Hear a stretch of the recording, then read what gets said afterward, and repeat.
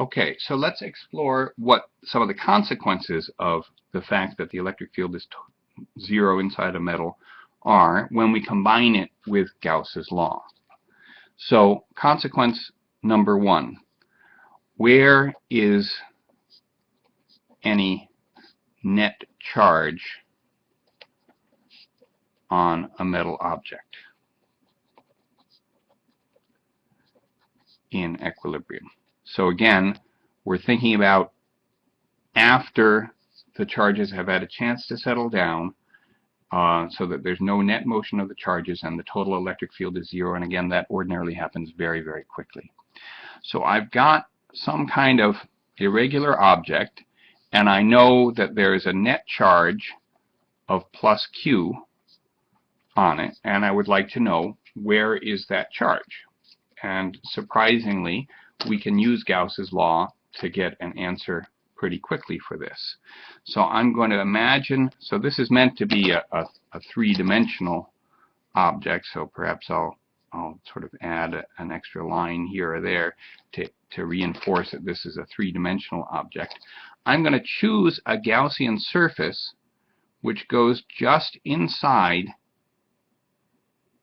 the perimeter, so just barely inside the perimeter. And again, this is a Gaussian surface that encloses a three-dimensional volume, like so. So that's my Gaussian surface in blue.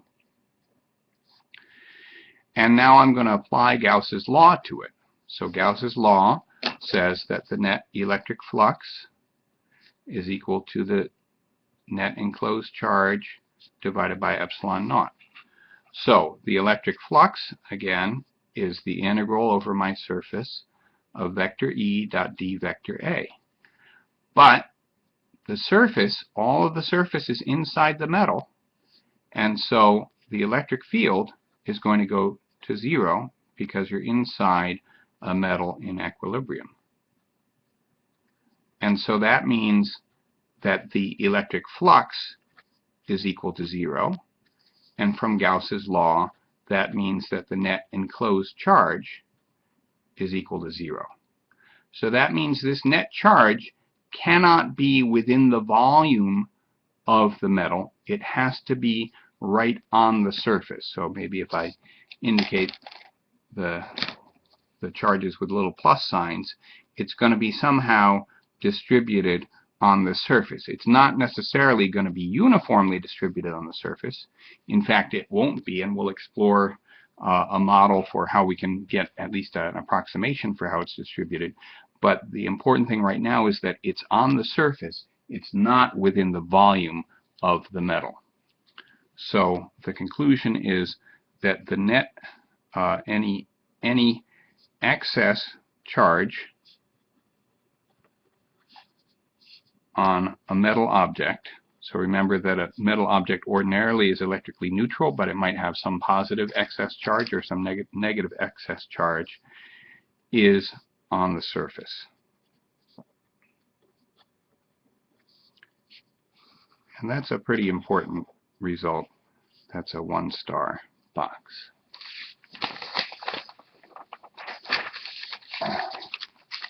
Okay.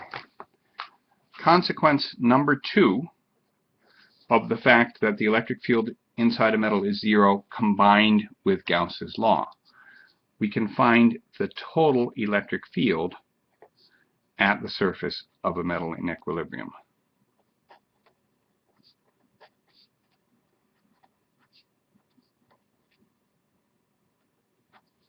So here is our metal surface.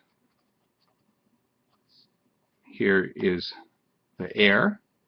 And I'm going to try to find a relationship between the total electric field in this region just above the surface and the local surface charge density sigma on the surface of the metal. So if we go up here, the way I've drawn it here, I've got a lot of positive charges here, so the surface charge density would be relatively high here, whereas I don't have as many over here, so the surface charge density might be lower. So the surface charge density can vary from one place on the metal to another, but let's say that we want to find what's the relationship between that surface charge density and the total electric field. I'm going to choose a Gaussian surface, and I'm going to choose a cylinder, and this is meant to be a cylinder with the top face is meant to be parallel, locally parallel, with the surface of the metal. So like this, and this part is inside the metal here. So here's my Gaussian surface, and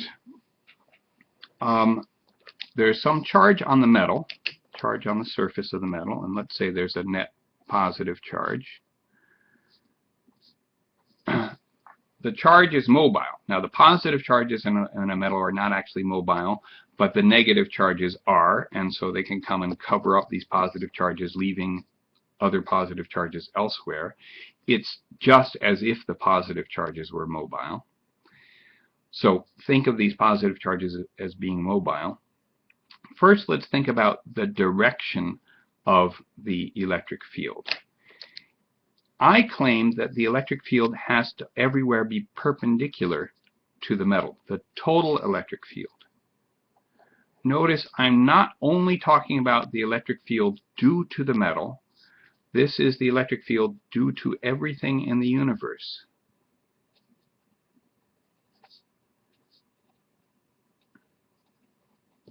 I claim that that electric field must be perpendicular to the metal, because if the E total was like this and had a component parallel to the metal, it would exert a force on this charge that would cause it to skid along the surface of the metal.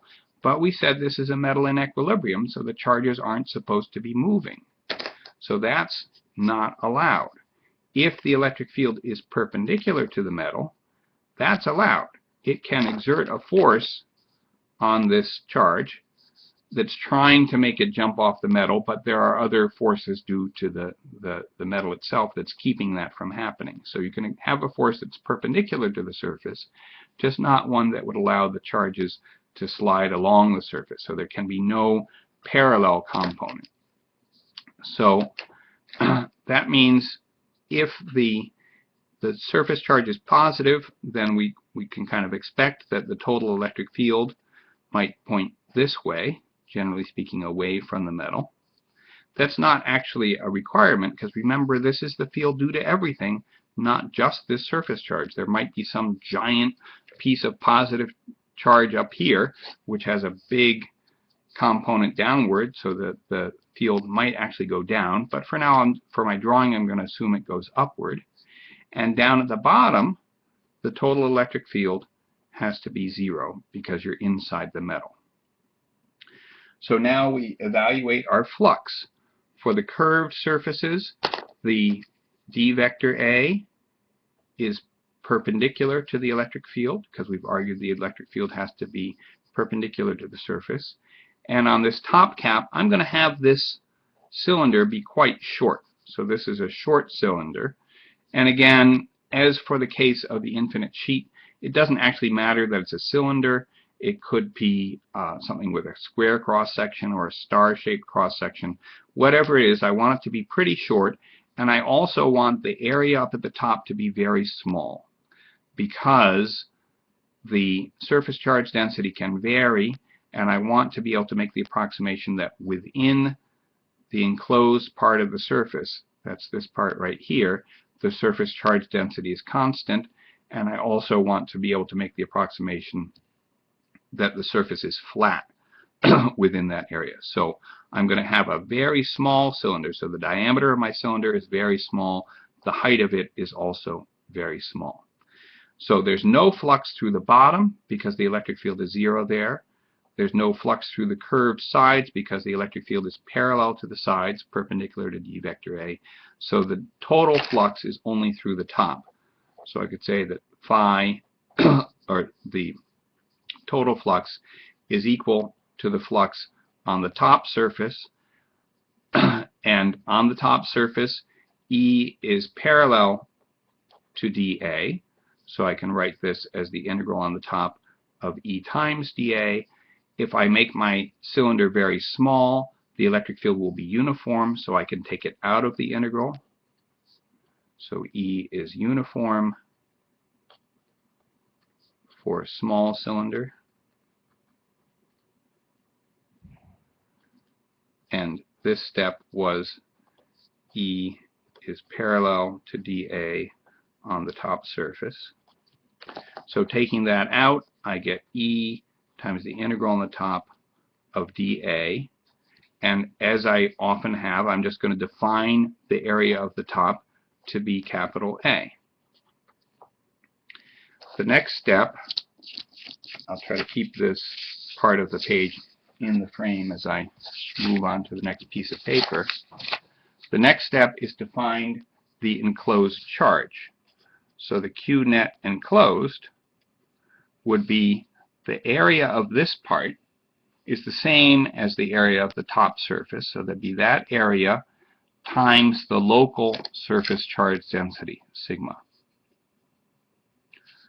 Local surface charge density, which can vary from one place on the metal to another.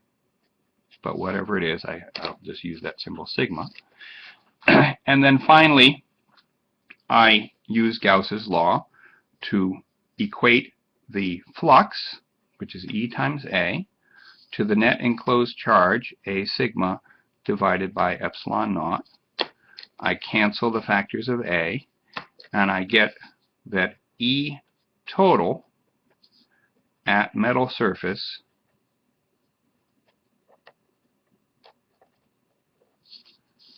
let's put a vector sign on it, is equal to sigma over epsilon naught times n hat, where this is a unit vector that's locally perpendicular to the metal. We'll just call that a perpendicular unit vector.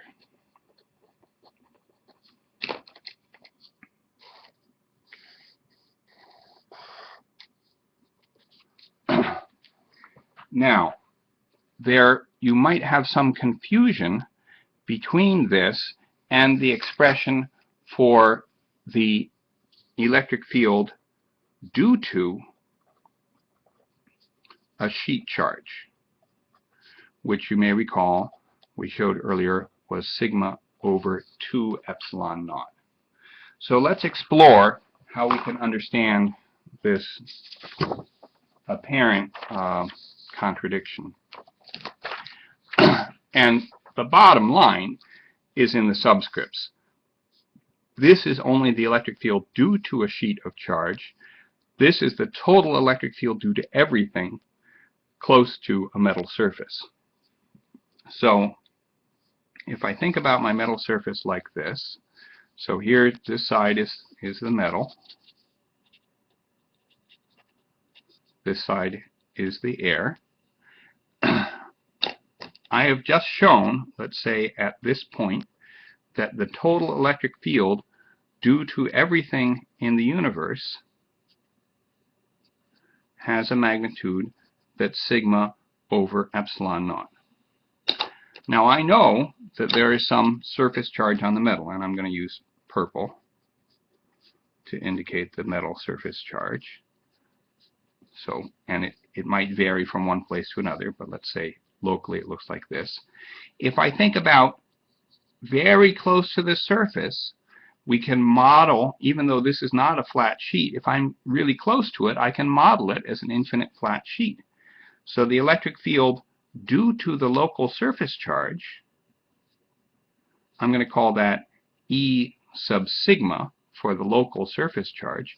That we know has a magnitude sigma over 2 epsilon naught. And if the surface charge is positive, it's going to point away from the surface. So this vector, this purple vector, is half as big as the red one that represents the total electric field due to everything in the universe. What about inside the metal? If I move from here to just barely inside the metal, I'm just moving a few atomic layers, the field due to the surface charge changes direction. So E sigma points down. Let's say that the rest of the universe we're going to color in green.